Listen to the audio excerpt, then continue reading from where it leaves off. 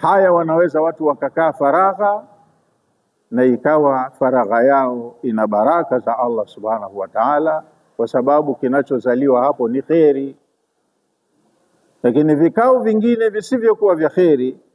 hivyo mwenyewe ni shaitani, hivi vya kheri vinakuwa mwenyewe ni Rahmani. La khaira fi kathirin min najwahum, hamuna kheri kwenye vingi ya vikao vyao watu, illa man amara bisadaqatin au ma'rufin au islahin baina nas, isipokuwa faragha ya wenye kuamrisha mema, wanaoamrisha kutoa sadaka au wanaoamrisha kupatanisha baina ya watu.